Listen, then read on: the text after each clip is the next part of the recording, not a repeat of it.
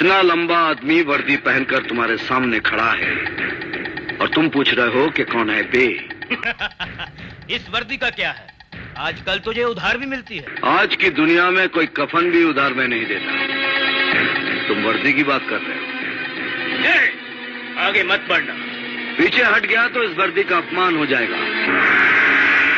इस पी का मतलब जानता है? मतलब होता है पुलिस। इसका दूसरा मतलब भी है जो तुझे यहां से ले जाते वक्त समझाऊंगा।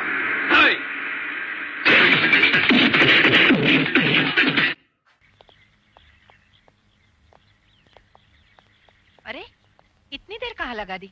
तुम्हारे लाडले देवर को जमानत पर छुड़ा कर ला रहा हूं। जब देखो मारपीट, जब देखो मारपीट। खुद तो कोई काम करता नहीं, मुझे भी नौकरी से निकलवा कर रहेगा एक दिन। ये आप क्यों नहीं कहते कि आप मुझे नौकरी दिलवाना नहीं चाहते? मैं पुलिस ऑफिसर बनना चाहता हूं और आप अच्छी तरह से जानते हैं कि आजकल बिना सिफारिश के कोई नौकरी नहीं मिलती। मेरे लिए सिफारिश करने में आपके आत्मसम्मान को ठेस पहुंचती क्या? क्यों करो सिफारिश? पढ़ा लिखा कर काबिल इंसान बना दिया तुमको। जाओ अपनी काबिलियत के दम पर नौकरी ढूंढो, संघर्ष करो।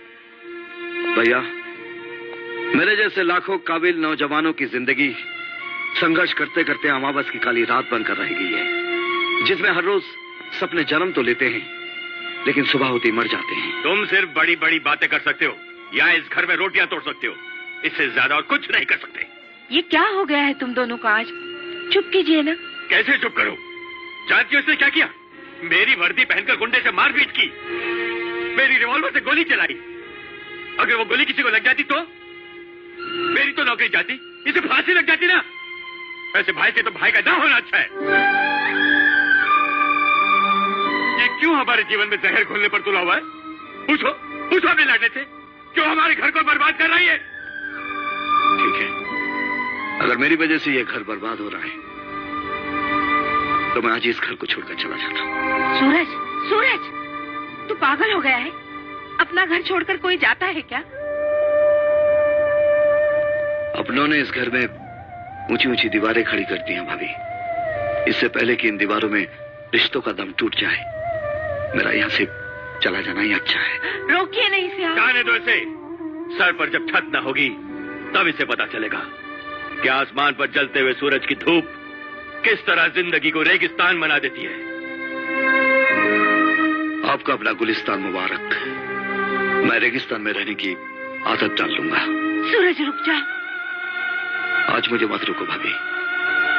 मैं इस घर में उस दिन वापस आऊंगा जिस दिन मेरे वजूद की वजह से इस घर का अपमान नहीं बल्कि सम्मान होगा। सूरज, सूरज। इमाम साले, मुझे माफ कर दो, मुझे माफ कर दो।